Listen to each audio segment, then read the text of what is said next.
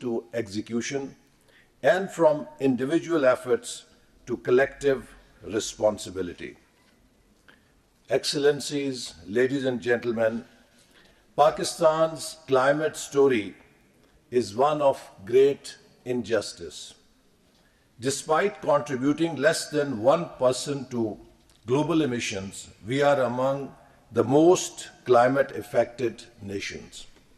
We have endured catastrophic floods, rapid glacial melt, scorching heat waves, and crippling droughts, all intensifying in frequency and severity.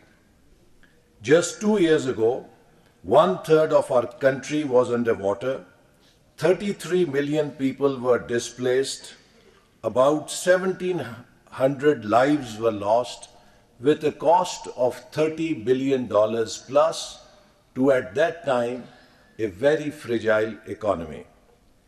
For Pakistan, climate change is not a distant threat. It is a lived reality. As the renowned environmentalist Wendell Berry once said, "The earth is what we all have in common, and yet this common home is under siege, not just in Pakistan, but across the world." Another stark reminder of our environmental crisis is smog, which has become a recurring national emergency.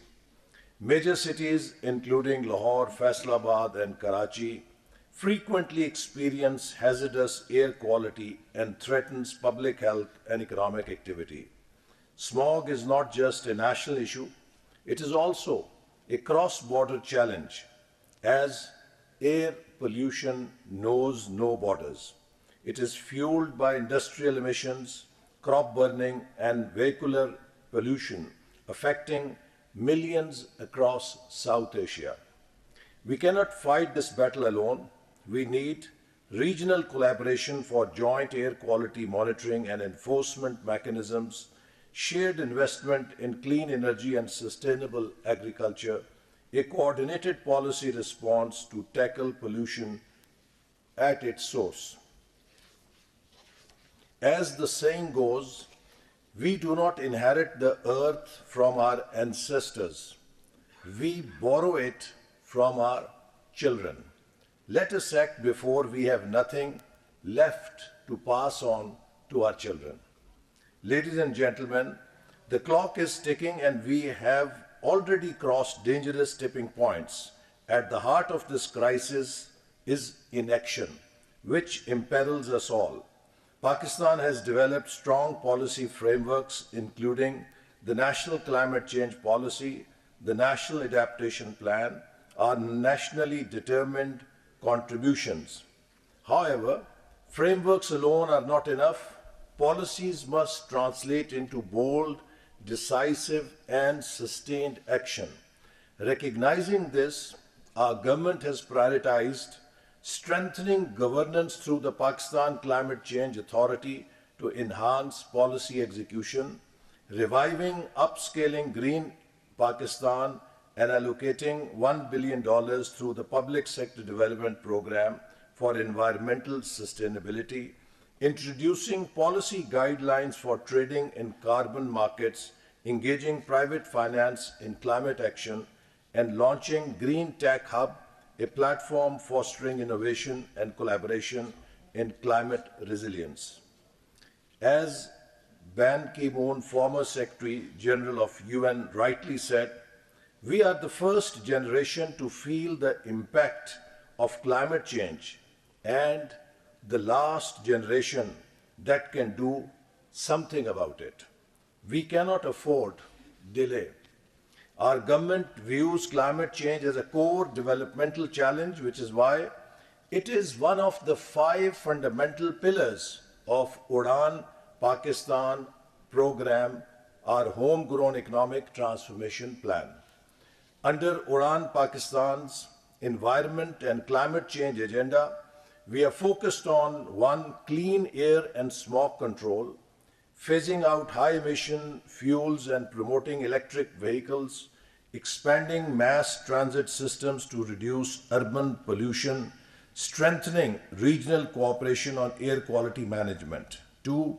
Water conservation and climate resilient agriculture, investing in efficient irrigation systems and water recycling technologies, promoting climate smart agriculture to minimize crop burning and soil degradation. 3. Afforestation and green urban development, expanding urban forests and green belts in major cities, enforcing zero deforestation policies to protect Pakistan's natural ecosystems. 4. Renewable energy and green industry, accelerating the transition to solar, wind, and hydroelectric power, implementing strict emissions regulations for industries and incentivizing green technologies. And 5. Disaster preparedness and climate adaptation, strengthening early warning systems for floods and heat waves, and building climate resilient infrastructure in vulnerable areas. Ladies and gentlemen, our commitment is clear. We do not see climate action as an obligation. We see it as an opportunity to create green jobs, clean energy, and a healthier future for all Pakistanis. Distinguished participants, climate change is the ultimate test of global cooperation. It cannot be solved by one country alone. It requires a united front. Governments, businesses, civil society, academicians, and individuals must act together.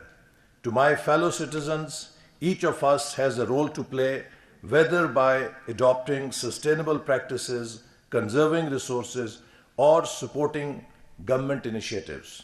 To our international partners, Pakistan values your expertise and support. We urge you to deepen collaboration, scale up investments, and stand with climate vulnerable nations in shaping a sustainable future. As US President John F. Kennedy once said, let us not seek to fix the blame for the past. Let us accept our own responsibility for the future. And as President Xi Jinping has emphasized, we must pursue green, low carbon, and sustainable development. Clear waters and blue skies should no longer be a luxury, but a fundamental right for all. We cannot wait for others to take the lead. Pakistan must take the lead by example. Breathe life into a better future. Excellencies, ladies and gentlemen, imagine a world where the air is pure, the rivers flow freely, and our forests thrive. Imagine a future where our children can play without the fear. Future we must fight for. This is the world we must breathe into existence. Let Breathe Pakistan be more than a conference. Let it be a resounding call to action for a cleaner, greener, and more resilient Pakistan. Pakistan Zindabad. Thank you for your thoughts, Ahsan Iqbal Saab.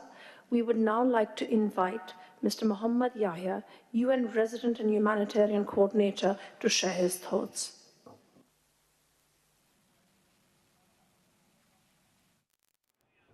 वज़ीर मनसूबाबंदी और तरक्की Ahsan Iqbal breath Pakistan conference से खिताब कर रहे थे। उन्होंने कहा